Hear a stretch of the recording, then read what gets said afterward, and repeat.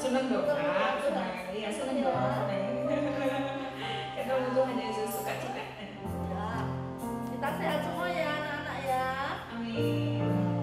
Kita akan berdoa dulu. Kita akan sama-sama berdoa. Anak-anak ikut berdoa ya.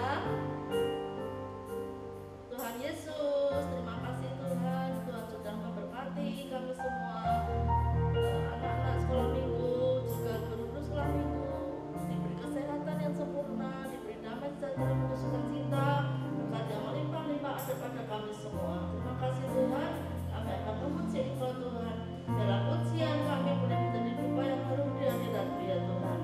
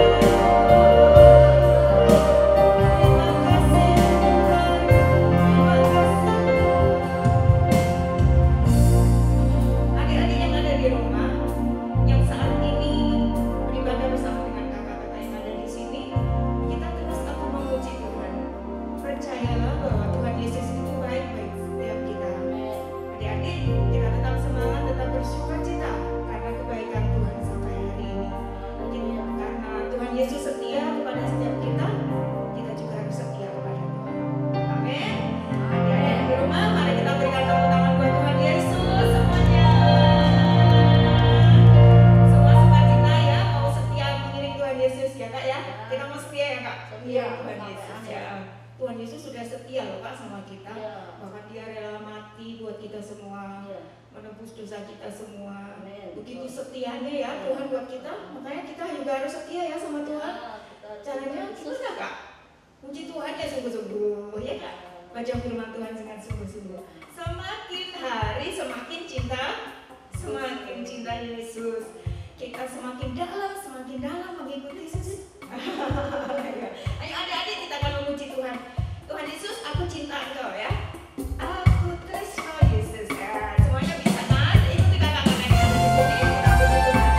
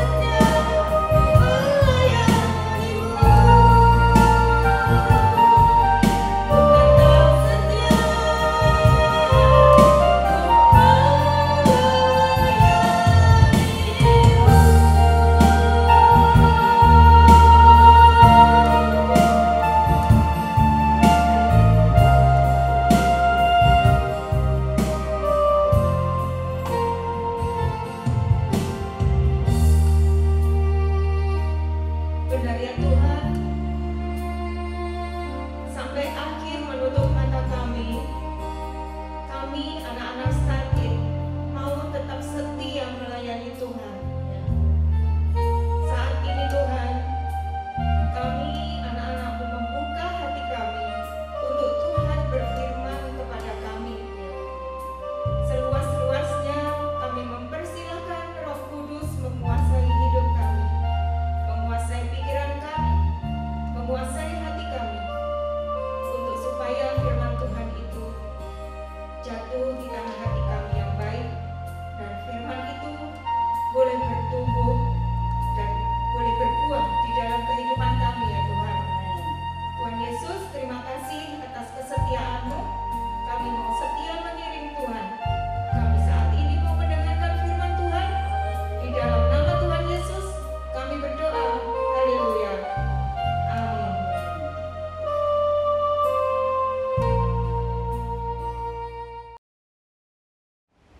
Shalom adik-adik, jumpa lagi bersama Kak Yuli, masih dalam ibadah Starkid Online. Bagaimana kabarnya hari ini? Puji Tuhan kalau semuanya dalam keadaan baik, diberkati Tuhan ya. Oke, hari ini kita akan mendengarkan firman Tuhan. Semuanya siap mendengarkan firman Tuhan? Ya, sekarang siapkan Alkitabnya. Mungkin kalau mau mencatat bisa menyiapkan kertas dan juga pulpen ya, karena hari ini kita akan mendengarkan firman Tuhan. Apa pesan Tuhan buat kalian untuk hari ini ya adik-adik? Nah, pesan Tuhan hari ini adalah setia kepada Tuhan. Nah, kalau kita berbicara kata setia, kalian bisa buka nih di lewat HP ya, di Google ya, kalian bisa buka di Kamus Besar Bahasa Indonesia. Arti kata setia adalah berpegang teguh, patuh, taat. Itu kalau menurut Kamus Bahasa Indonesia. Tapi kalau menurut Alkitab Perjanjian Lama, arti setia adalah emunah, yaitu dapat dipercaya. Sedangkan arti kata setia dalam Perjanjian Baru adalah dapat dipercaya, taat menjalankan perintah, tentunya perintah Tuhan ya, dan menjadi orang yang percaya kepada Tuhan. Nah, itu adik-adik arti dari kata setia. Nah, hari ini kita mau membahas tentang tokoh yang setia kepada Tuhan, setia kepada firman Tuhan, setia kepada Tuhan yang mengasihi dia. Nah, siapakah tokoh itu adik-adik? Nah, sebelum masuk ke firman Tuhan, hari ini Kak Yuli mau tanya nih. Kalian pernah nggak lewat di Jalan Slamet Riyadi? Di Ngladak, itu kan ada patung ya, patung gini, bawa pistol ya kalau tidak salah. Patungnya besar. Nah, tahu nggak patung siapa itu? Nah, itu adalah patung dari Slamet Riyadi. Seperti jalannya ya, Jalan Slamet Riyadi. Loh, kenapa Slamet Riyadi kok dibikin patung? Nah, karena Slamet Riyadi ini adalah seorang pahlawan yang membela bangsa Indonesia dalam menghadapi penjajah. Sehingga karena jasanya dibuatkan patung Slamet Riyadi untuk mengenang jasanya adik-adik. Jadi patung Slamet Riyadi itu dibuat untuk mengenang jasa beliau di dalam merebut kemerdekaan Indonesia. Nah, kalian juga tentu pernah pergi piknik ke tempat pariwisata. Di situ ada taman yang bagus dan juga ada hiasan berupa patung-patung. Nah, buat apa kira-kira patung itu adik-adik ditempatkan di taman? Tentunya bukan untuk mengenang jasa dari patung itu, tapi untuk apa adik-adik? Untuk keindahan, supaya tamannya tampak indah. Jadi patung itu bisa dibuat untuk keindahan, juga untuk mengenang jasa dari orang yang sudah berjasa, baik itu jasa dalam pahlawanan ataupun bidang lain. Nah, hari ini adik-adik kita mau dengar firman Tuhan tentang seorang raja. Dia membuat patung, tapi anehnya adik-adik, patung itu untuk disembah. Waduh, patung kok disembah ya adik-adik? Padahal kalau kita lihat ya, patung kalau kita bikin, kita lihat patung berupa manusia itu kan ada matanya, ada telinga, ada hidung, ada mulut, ada tangan, ada kaki.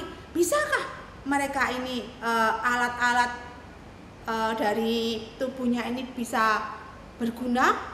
Punya mata, patung itu bisa melihat? Enggak. Punya telinga, patung itu bisa mendengar? Enggak. Punya mulut, patung itu bisa bicara? Enggak. Nah, kenapa kok disembah adik-adik? Nah, ini namanya Raja Nebukadnezar. Dia membuat patung, bukan sembarang patung adik-adik. Patungnya ini dilapisi emas.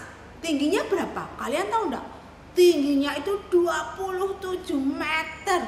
Wow, tinggi sekali kayak menara ya adik-adik. Sedangkan lebarnya itu 2,7 meter. Jadi lebar dan tinggi dari emas. Nah, setelah selesai pembuatan patung itu, Raja Nebukadnezar memberikan pengumuman, ya, semua wakil-wakil kepala daerah, para pejabat tinggi semuanya diundang. Terus mau mengadakan peresmian patung itu. Nah, semua rakyat boleh ikut menyaksikan peresmian patung itu. Nah, ada peraturannya. Nanti kalau pasti mau diresmikan, ada bunyi-bunyian musik yang keras. Semua yang hadir itu harus menyembah patung itu. Nah, kalau tidak akan dihukum. Nah, wah, rakyat yang mendengar, para hadirin yang mendengar takut ya. Kalau tidak ikut nyembah nanti dihukum mati. Nah, benar adik-adik, pada waktu peresmian tiba, semua musik dibunyikan. Dan semua rakyat begitu mendengar musik, gitu adik-adik, dari bermacam alat musik, semua tunduk menyembah. Semua takut adik-adik, mereka nurut sama raja, menyembah patung. Yang tadi Kak Yuli bilang, punya mata tidak bisa melihat, punya mulut tidak bisa ngomong, punya telinga tidak bisa mendengar, tapi disembah. Nah, ketika semua menyembah Tuhan, acaranya selesai, kedengarlah adik-adik. Kalau ada anak-anak muda 3 orang yang tidak mau menyembah, nah siapakah mereka yang punya keberanian sama raja tidak mau menyembah patung? Nah, mereka ini 3 orang ini adalah anak-anak Tuhan yang setia pada Tuhan, yang mengasihi Tuhan, yang takut akan Tuhan. Nah, ketiga anak Tuhan ini namanya Sadrah, Mesakh, dan Abednego. Waktu mereka mendengar bunyi-bunyian untuk menyembah patung, mereka tidak ikut. Mereka ketahuan adik-adik, mereka ditangkap. Akhirnya mereka dihadapkan kepada Raja Nebukadnezar. Dan Raja Nebukadnezar bilang, benar enggak yang aku dengar? Kamu, Sadrah, Mesakh, Abednego, apakah kalian tadi tidak menyembah patung? Mereka bilang, tidak tuanku. Kenapa kalian tidak mau menyembah patung? Kalian tahu kan hukumannya? Kalau tidak menyembah patung akan dimasukkan ke dalam dapur api yang menyala. Nah, apa kata ketiga anak Tuhan tadi? Mereka bilang ini, ya baginda raja, kami tidak akan menyembah patung. Kami hanya menyembah kepada Allah yang hidup. Walaupun nanti kami harus dimasukkan ke dapur api yang menyala. Walaupun Tuhan yang kami sembah tidak menolong kami tidak akan menyembah pada patung yang raja buat. Wah, akhirnya raja marah adik-adik. Mereka akhirnya ditangkap oleh pengawal. Pengawal, tangkap ketiga orang ini. Akhirnya mereka ditangkap, diikat adik-adik, dan mereka dibawa ke perapian yang menyala-nyala tadi.